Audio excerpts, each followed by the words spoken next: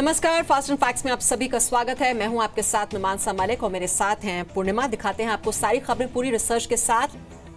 और अब आगे बढ़ते हैं। कश्मीर के शोपियां में आज सुबह एक आतंकी हमले में एक मेजर और एक जवान शहीद हो गए।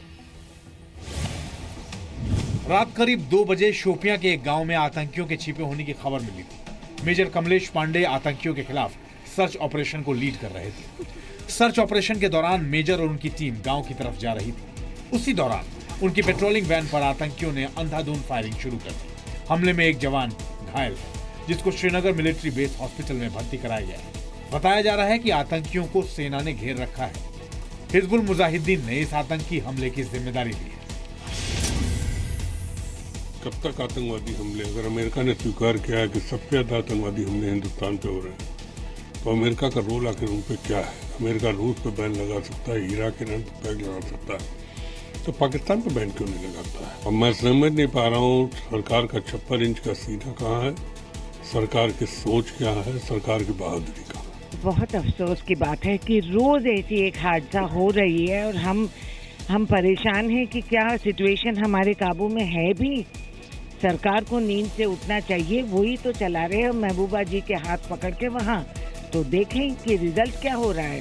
उधर एक दूसरे एनकाउंटर में दक्षिण कश्मीर के कुलगाम में सेना ने 2 आतंकियों को ढेर कर दिया है।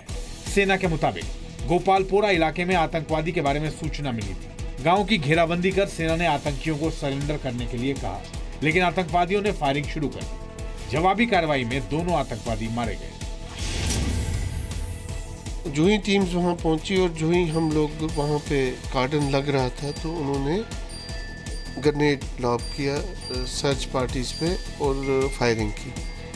फायरिंग का जवाब साथ ही दिया गया, तो जिसमें 2 मिलिटेंट, एक आकिब इत्तू रेजिडेंट ऑफ गोपालपुरा और दूसरा सोहेल रात रेजिडेंट ऑफ तांत्रेपुरा कुलगाम, ये वहीं पे मारे गए। कुलगाम एनकाउंटर समेत इस साल कश्मीर में अब तक 121 आतंकी मारे जा चुके हैं। जनवरी से अब तक मारे जाने वाले आतंकियों की ये संख्या पिछले 10 साल में सबसे ज्यादा है। पिछले साल जनवरी से दिसंबर तक करीब 150 आतंकवादी मारे गए थे। 1 अगस्त को पुलवामा के हाकरीपोरा में लश्कर का टॉप कमांडर अबू दुजाना अपने एक साथी के साथ मारा गया था। खुफिया रिपोर्ट के मुताबिक दक्षिण कश्मीर में अभी भी 100 से ज्यादा आतंकी सक्रिय हैं। सूत्रों के मुताबिक सरकार ने सुरक्षा बलों को कश्मीर में सबसे पहले टॉप कमांडर्स के सफाई का आदेश दिया है। सेना की इस हिट लिस्ट में 10 बड़े आतंकियों के नाम हैं। सुरक्षा बलों के साथ एनकाउंटर में मारे गए आतंकी अबू दुजाना को सरेंडर करने के कई मौके दिए गए, लेकिन वो माना नहीं। दुजाना के एनकाउंटर से पहले का एक ऑडियो टेप सामने आया है, जिससे ये खुलासा हुआ है। मंगलवार 1 अगस्त को आतंकी अबू दुजाना के एनकाउंटर से पहले का एक ऑडियो सामने आया है, जिसमें एनकाउंटर से पहले कंपनी कमांडर दुजाना से बात कर रहे हैं और उसे बार बार सरेंडर करने की अपील कर रहे हैं, लेकिन दुजाना सरेंडर करने को तैयार नहीं हो रहा। इस दौरान कंपनी कमांडर ने दुजाना को उसके माता पिता की भी याद दिलाई, लेकिन दुजाना ने सरेंडर नहीं किया। कंपनी कमांडर और दुजाना के बीच बातचीत के इस ऑडियो की आधिकारिक पुष्टि हो चुकी है, जिसके मुताबिक कंपनी कमांडर ने एनकाउंटर के दौरान कम से कम नुकसान के लिए आतंकियों से सरेंडर की अपील की थी। दुजाना, क्या हाल है? हाँ क्या हाल है? हमारे हाल तो छोड़ तू क्यों सरेंडर क्यों नहीं करता? कहाँ करूँगा सरेंडर है दोस्त? क्यों भाई? संघर्ष निकले शहीद होने के लिए। अरे यार आज ही मरना है, करके मरना। अरे ठीक है, वो जो निकले थे तो निकले थे, तेरे को तो पता है ना अभी क्या है, सब खराब है, ये गेम है सब। मैं क्या करूँ, इसको गेम खेलना चलो, मुझे अपना रास्ता लेने देना है। जम्मू कश्मीर पुलिस के आईजी मुनीर खान ने भी जी न्यूज को बताया कि मुठभेड़ के दौरान सुरक्षा बलों ने पूरी कोशिश की थी कि अबू दुजाना और आरिफ लिल्हारी सरेंडर कर दें, लेकिन दोनों ही आतंकियों ने सुरक्षा बलों की बात नहीं मानी। जब ये ऑपरेशन शुरू हुआ तो हमने बहुत कोशिश की थी इस बारी कि ये दोनों सरेंडर कर जाए। उसमें जो चीज़ हमने इस्तेमाल करनी थी, मस्जिद से अनाउंसमेंट, नंबरदार, चौकीदार, सिविल सोसाइटी, लेकिन नहीं माने वो सरेंडर करना, तो कोशिश तो हमने की थी। आतंकी अबू दुजाना को 1 अगस्त को सुरक्षा बलों ने मुठभेड़ में मार गिराया था। पुलवामा में हुए एनकाउंटर में दुजाना के साथ आरिफ लिल्हारी भी मारा गया था। लश्कर कमांडर अबू कासिम के मारे जाने के बाद दुजाना लश्कर का टॉप कमांडर बन गया था। आतंकी अबू दुजाना पर 30 लाख रुपए का इनाम था अबू दुजाना हिजबुल कमांडर बुरहान वानी के जनाजे में भी शामिल हुआ था। खबरें ये भी हैं कि अबू दुजाना के मारे जाने के बाद अबू इस्माइल को लश्कर का नया कमांडर बनाया गया है। मसूद अजहर को ग्लोबल टेररिस्ट करार देने के प्रस्ताव पर चीन ने एक बार फिर से अड़ंगा डाल दिया है।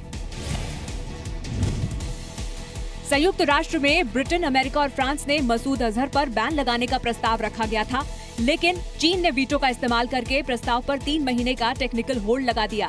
इससे पहले फरवरी में भी चीन ने मसूद अजहर को ग्लोबल आतंकवादियों की लिस्ट में शामिल करने पर वीटो लगा दिया था। चीन के इस टेक्निकल होल्ड की समय सीमा 2 अगस्त को खत्म हो रही थी। अगर चीन ने टेक्निकल होल्ड को बढ़ाया नहीं होता तो मसूद अजहर संयुक्त राष्ट्र की तरफ से आतंकवादी घोषित हो जाता। अजहर मसूद टेररिस्ट है, डिक्लेयर हुआ है, नहीं है, हमने उसको डिक्लेयर करना है और जहां हो सके हम उस पर उचित कार्रवाई करें, चाहे किसी तरीके से भी।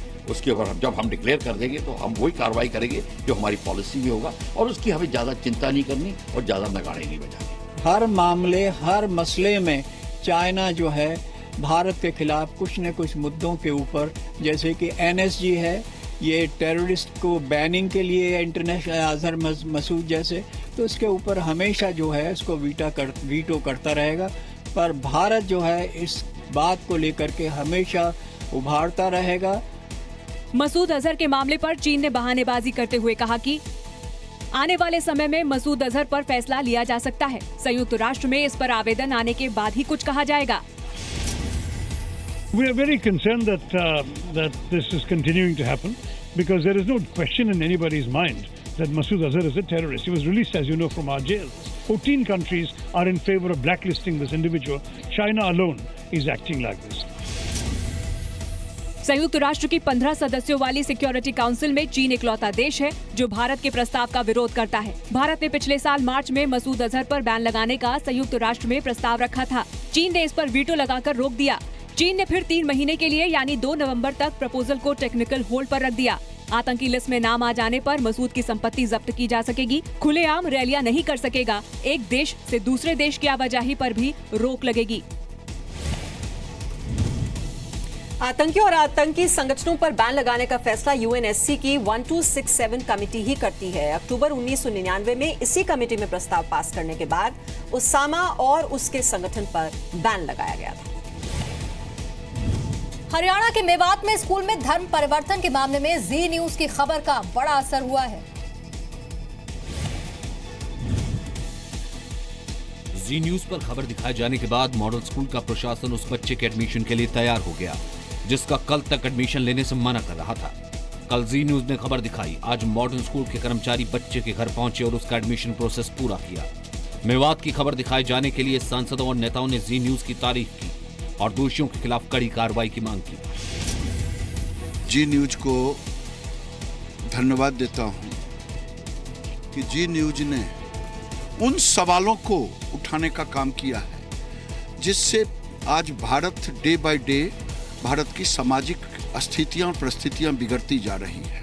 तथा कथित इंटॉलरेंस वालों को कहना चाहता हूं, कहां गई आपकी जुबान?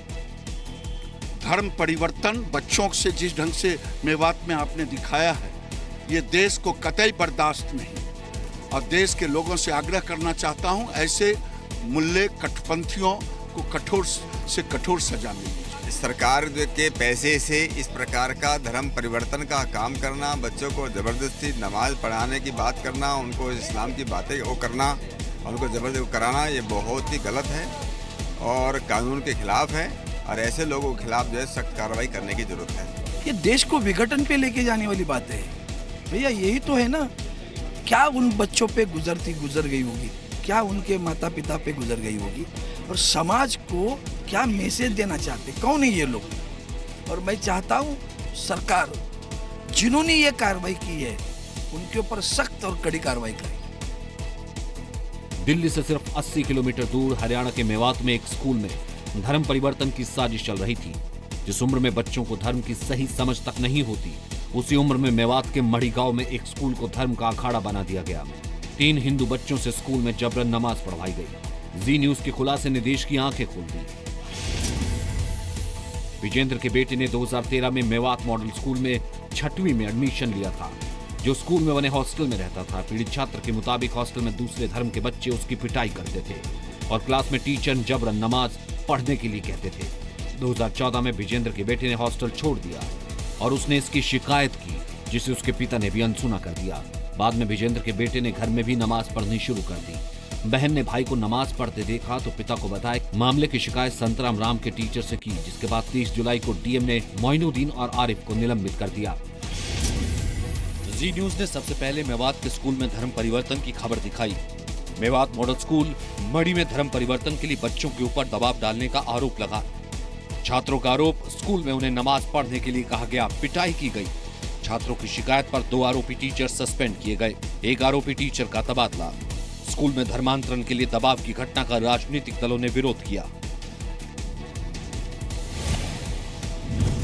हरियाणा से बीजेपी सांसद रमेश कौशिक ने कहा है कि राज्य सरकार ने मामले को गंभीरता से लिया है और जो भी दोषी होंगे उनके खिलाफ कार्रवाई की जाएगी।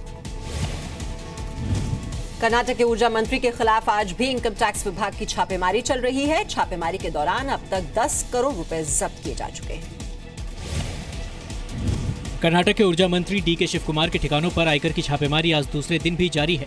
आयकर विभाग ने शिव कुमार और उसके रिश्तेदारों के करीब 60 ठिकानों पर कल बुधवार को छापेमारी शुरू की थी, जो आज भी चल रही है। दिल्ली और कर्नाटक समेत देश के कई हिस्सों में हुई इस छापेमारी में आयकर विभाग ने अब तक करीब 10 करोड़ रुपए जब्त किए हैं। डीके शिव कुमार कर्नाटका का एनर्जी मिनिस्टर है और उसके ऊपर आईटी डिपार्टमेंट का छापा पड़ा है।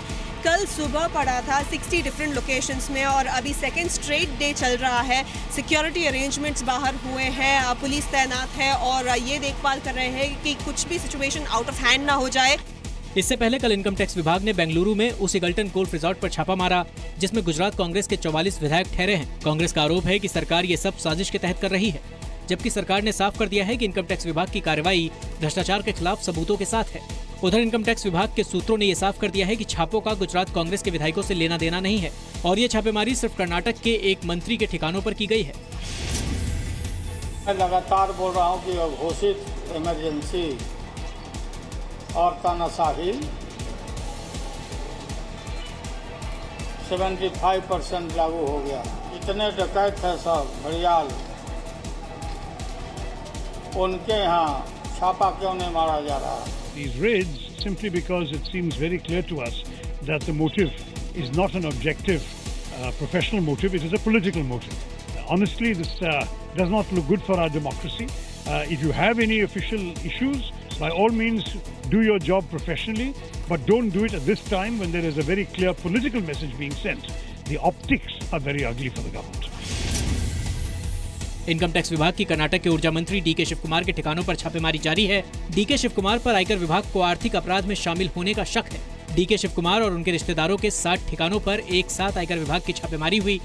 छापेमारी के वक्त कल डीके शिव कुमार उस रिजॉर्ट में थे जहां कांग्रेस के 44 विधायक रुके थे। आयकर विभाग ने छापेमारी के दौरान अब तक करीब 10 करोड़ रुपए जब्त करने का दावा किया है।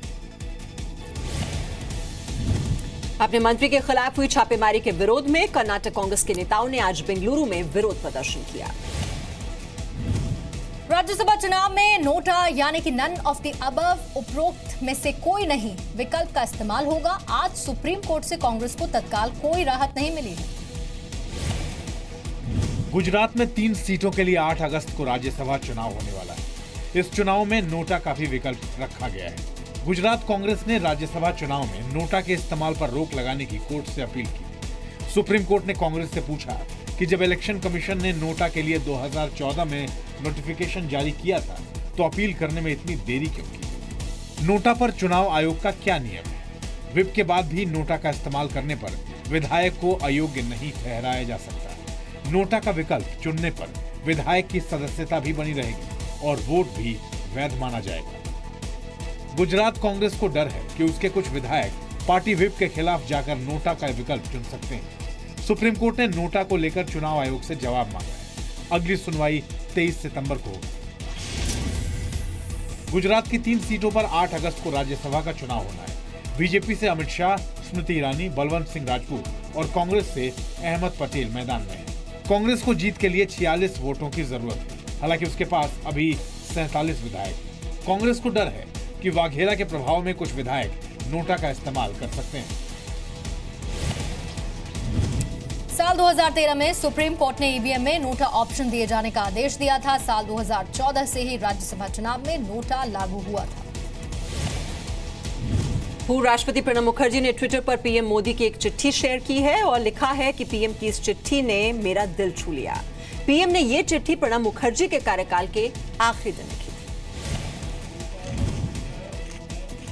पूर्व राष्ट्रपति प्रणब मुखर्जी ने पीएम मोदी की उस चिट्ठी को ट्विटर के जरिए लोगों के साथ साझा की है जो राष्ट्रपति प्रणब मुखर्जी के कार्यकाल के आखिरी दिन 24 जुलाई को पीएम मोदी ने लिखी थी। पूर्व राष्ट्रपति ने ट्वीट किया है कि राष्ट्रपति रहने के दौरान मेरे कार्यकाल के आखिरी दिन मुझे पीएम नरेंद्र मोदी का एक पत्र मिला जिसने मेरे दिल को छू लिया। पत्र आप सभी के साथ साझा कर रहा हूं। प्रणब मुखर्जी ने ट्विटर पर पीएम मोदी की लिखी चिट्ठी भी पोस्ट की है जिसकी शुरुआत पीएम मोदी ने प्रणोदा के संबोधन से की है। पीएम ने लिखा, प्रिय प्रणोदा, 3 साल पहले मैं जब नई दिल्ली आया तो मैं बाहरी था। मेरे सामने बड़ा और चुनौतीपूर्ण लक्ष्य था। इस दौर में आप मेरे लिए पिता तुल्य और मार्गदर्शक रहे। आपकी मेधा, ज्ञान, दिशा निर्देश और निजी स्नेह से मुझे आत्मविश्वास और शक्ति मिली। आपके अथाह ज्ञान के बारे में सबको पता है, चाहे वो राजनीति हो या अर्थशास्त्र या विदेश नीति या राष्ट्रीय या अंतर्राष्ट्रीय सुरक्षा से जुड़े मुद्दे। मैं विभिन्न विषयों से जुड़ी आपकी अंतर्दृष्टि से सदैव चकित होता रहा।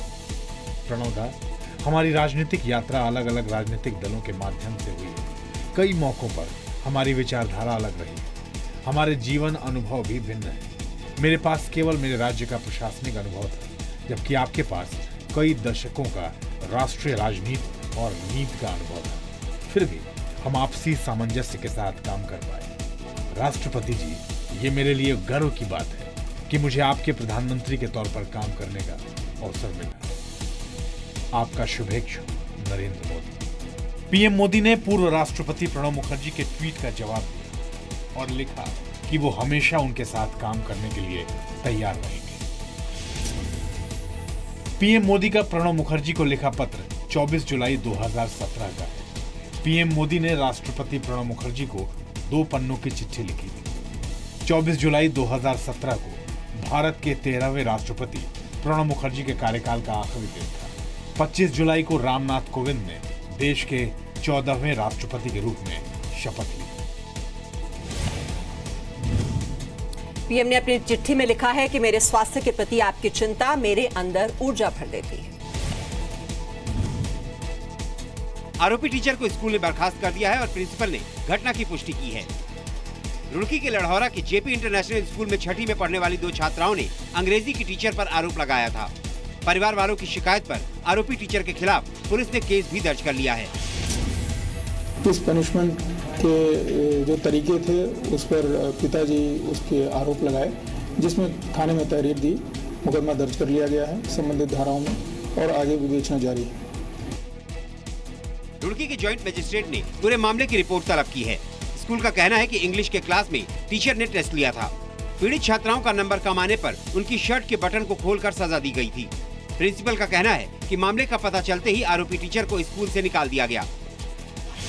तुरंत मैंने टीचर को बुलवा के उसे स्कूल से टर्मिनेट कर दिया और उससे हमने एक एक्सेप्टेंस लेटर भी लिया है जिसमें उसने अपनी गलती को स्वीकार किया है। स्कूल प्रशासन अपने स्तर पर जो भी उसके खिलाफ कार्रवाई कर सकता है वो कर रहा है। पता चला कि लास्ट पीरियड में बच्चों का उस टीचर ने इंग्लिश का टेस्ट लिया था और बच्चों के मार्क्स कम थे, तो इसीलिए उसने इस तरीके की ये एक्टिविटी की है। लेकिन ये बहुत ही गलत है। हम खुद इस चीज़ के लिए मतलब मानते हैं कि बहुत ही गलत घटना हुई। नए शिक्षा के अधिकार कानून के तहत स्कूलों में बच्चों के ऊपर शारीरिक दंड पर रोक है। शिक्षकों को बच्चों को डराने, धमकाने, परेशान करने, शारीरिक दंड देने, यौन उत्पीड़न की सख्त मनाही है। छात्रों का कान पकड़ना, सजा के तौर पर देर तक खड़े करना, क्लास से बाहर निकाल देने जैसी सजा भी न देने की हिदायत है। जिला बेसिक शिक्षा अधिकारी ब्रह्मपाल सैनी ने रुड़की के इस मामले में उप शिक्षा अधिकारी से रिपोर्ट मांगी है और रिपोर्ट के बाद स्कूल पर कार्रवाई का भरोसा दिया गया है। इस बार के खेल रत्न और अर्जुन अवार्ड के लिए खिलाड़ियों के नाम की सिफारिश कर दी गई है और इस बार खेल रत्न के लिए संयुक्त रूप से 2 खिलाड़ियों के नाम की सिफारिश की गई। 2 बार के पैरालंपिक स्वर्ण पदक विजेता भाला फेंक खिलाड़ी देवेंद्र झाझरिया को इस बार के राजीव गांधी खेल रत्न पुरस्कार से सम्मानित किया जा सकता है। इसके साथ ही भारतीय हॉकी टीम के पूर्व कप्तान सरदार सिंह के नाम की भी सिफारिश खेल रत्न के लिए की गई है। दोनों ही खिलाड़ियों के नाम की सिफारिश संयुक्त रूप से खेल रत्न के लिए की गई है, जिस पर आखिरी फैसला खेल मंत्रालय को लेना है। खेल रत्न के साथ ही अर्जुन अवार्ड के लिए भी 17 खिलाड़ियों के नाम की सिफारिश की गई है। अर्जुन अवार्ड के लिए जिन खिलाड़ियों के नाम की सिफारिश हुई है उनमें क्रिकेटर चेतेश्वर पुजारा और हरमनप्रीत कौर, पैरालंपिक मरियप्पन थंगावेलु और वरुण भाटी और गोल्फर एसएसपी चौरसिया का नाम शामिल है। राजीव गांधी खेल रत्न देश का सबसे बड़ा खेल सम्मान है। 1991-92 से राजीव गांधी खेल रत्न की शुरुआत हुई थी। शतरंज खिलाड़ी विश्वनाथन आनंद को पहला खेल रत्न मिला था।